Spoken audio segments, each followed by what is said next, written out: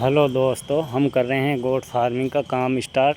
जो हमारा फार्म है 80% बनकर रेडी हो गया है।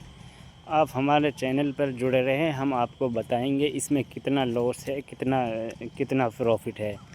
क्योंकि जो हमारा काम है 80% हो गया है फार्म का। अभी बरसात हो रहा है, इसकी वजह से बंद है काम।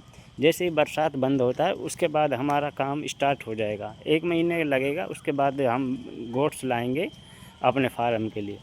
जैसे ही हम गोट्स लाते हैं जैसे सर्दी के बाद में पता चल जाएगा 6 महीने से 8 महीने के बाद में कितना प्रॉफिट आता है, कितना लॉस आता है, क्या होता है। ठीक है, आप हमारे से लगातार जुड़े रहें। ठीक है, आप हमें फॉलो करें।